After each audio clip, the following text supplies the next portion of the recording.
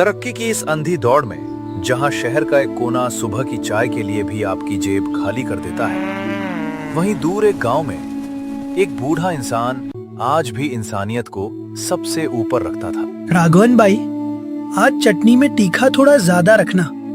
खेतों में आज ज्यादा काम है, जरा सुस्ती भाग जाएगी। रामू भाई, तुम्हारे लिए तो विशेष सूखी लाल मिर्च की चटनी बनाई है, लो गर्मा गर्म खाओ। राघवन एक प्लेट में 2 इडली रखता है, साथ में सूखी लाल मिर्च की चटनी और सांभर रखकर रामू को देता है। चाचा, हमें भी 2 इडली देना, स्पेशल 10 रुपए वाली।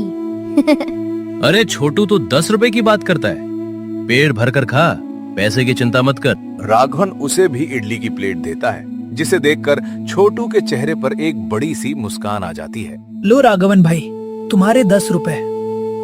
सच में इस महंगाई के जमाने में भगवान के बाद एक तुम ही हो जो इस पेट की आग को सिर्फ 10 रुपए में बुझा देते हो।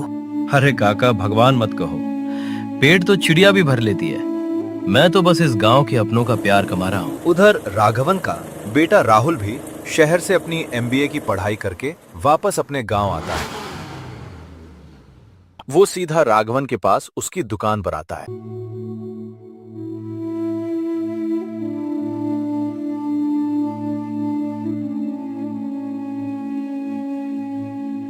बापू।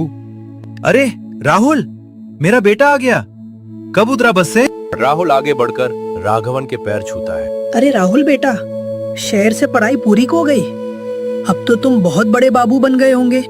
हाँ काका, MBA पूरा हो गया है, अब बिजनेस की नई तकनीकें सीख कर आया हूँ। मेरा बेटा अब दुकान संभालेगा तो हमारा नाम और बढ़ेगा। चल बेटा घर चल और हाथ मुंह धो ले।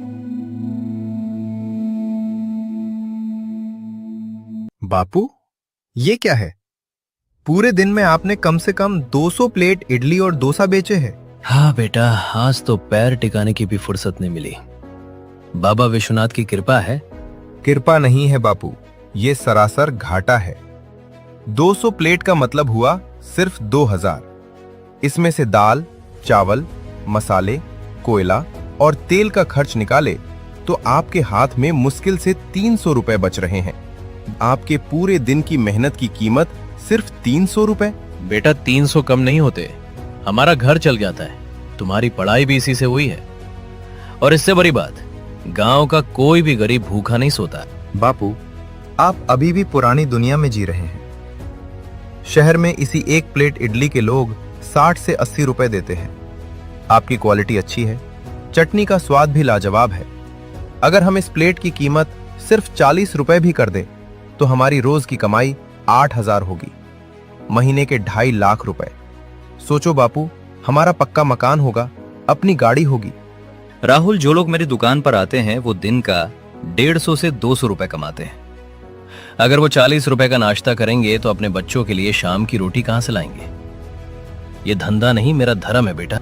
धर्म करने से पेट नहीं भरता बापू, दुनिया बदल चुकी है। अगर आपको आगे बढ़ना है तो बिजनेस की तरह सोचना होगा, दान पुण्य की तरह नहीं। और इसी तरह राघवन और राहुल में बहस चलती रहती है, लेकिन राघवन कीमत बढ़ाने के लिए नहीं मानता।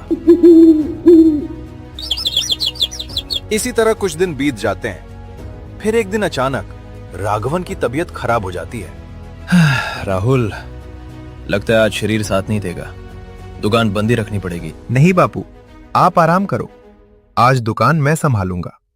आखिर मैंने भी तो दुकान का काम सीखा है। ठीक है बेटा, लेकिन याद रखना कोई भी खाली हाथ ना जाए। और राहुल दुकान के लिए निकल जाता है।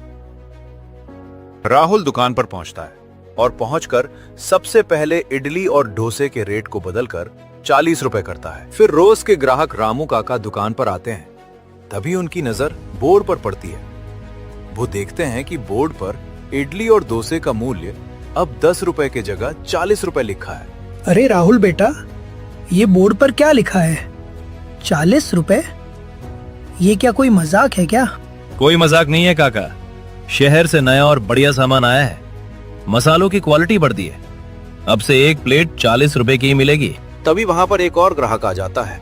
40 रुपए? अरे भाई, हम ठहरे मजदूर आदमी, 40 रुपए में तो हमारे पूरे परिवार के दोपहर के चावल आ जाते हैं। वैसे राघवन भाई कहाँ हैं, दिख नहीं रहे? बापू बीमार है और देखिए, अगर खाना है तो 40 रुपए देने होंगे। बिजनेस नियमों से चलता है, जान पहचान से नहीं। दोनों ग्राहक उदास होकर बिना खाए वहां से चले जाते हैं। राहुल ने किताबों से तो मुनाफा कमाना सीख लिया था, लेकिन वो ये भूल गया था कि गांव के रिश्तों का कोई बही खाता नहीं होता। जहां जेब देखकर नहीं, दिल देखकर चूल्हा जलाया जाता था, वहां आज सन्नाटा पसर गया था। सुबह से दोपहर हो चुकी थी, सारा सामान बर्बाद होने की कगार पर था। तभी दूर से एक कमजोर बूढ़ी दादी एक छोटे बच्चे का हाथ पकड़कर धीरे धीरे दुकान की तरफ आती दिखती है। दादी, बहुत तेज भूख लगी है, सुबह से कुछ नहीं खाया, मुझे दादाजी की इडली खानी है। बेटा राहुल, राघवन भाई दिख नहीं रहे? जरा इस बच्चे को 2 इडली दे दो, सुबह से इसके पेट में दाना नहीं गया है। इसके माँ बाप को आज शहर में मजदूरी नहीं मिली, घर में राशन नहीं है। दादी बोर्ड देखिए, अब दाम 40 रुपए हो गया है।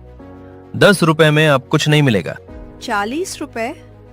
पर बेटा, मेरे पास तो केवल 10 रुपए ही है। थोड़ा सा तरस खाओ बेटा, बच्चा भूख से तड़प रहा है। दादी चलो यहाँ से, ये बड़े वाले भैया बहुत गंदे हैं। राघवन, दादाजी तो मुझे हमेशा हंसकर इडली देते थे और कहते थे कि बच्चे तो भगवान का रूप होते हैं, उन्हें भूखा नहीं रखना चाहिए। अचानक राहुल आगे बढ़ता है। वो दादी के हाथ से 10 रुपए नहीं लेता, बल्कि उनके हाथ को पीछे कर देता है और फुर्ती से एक प्लेट में गर्मा गर्म इडली, सांभर और चटनी रखकर छोटू के सामने रख देता है। खाओ छोटू, जितना मन करे उतना खाओ। आज भैया से गलती हो गई थी। जीते रहो बेटा, भगवान तुम्हारी दुकान में कभी कोई कमी ना होने दे। राघवन के संस्कार कभी मर नहीं सकते। और छोटू मजे से इडली खाता है। अगले दिन राघवन वापस दुकान पर आता है। वो देखता है कि वहां पहले से ज्यादा भीड़ है। राहुल सबको मुस्कुराते हुए सबको इडली परोस रहा है। पुराना 40 रुपए वाला बोर्ड हटा दिया गया है। बापू मुझे माफ कर देना। आपकी इस 10 रुपए वाली इडली की कीमत को समझने के लिए मुझे अपनी डिग्री से परे देखना पड़ा। शहर की बड़ी बड़ी कंपनियों में जो संतुष्टि करोड़ों रुपए खर्च करके भी नहीं मिलती, वो मुझे कल इस 10 रुपए में एक बच्चे के चेहरे पर दिख गई। मुझे पता था मेरा बेटा एक दिन सिर्फ बड़ा आदमी नहीं, बल्कि एक अच्छा इंसान बनेगा।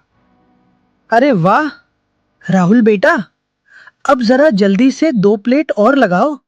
आज तुम्हारी समझदारी की खुशी में हम एक एक प्लेट ज्यादा खाएंगे।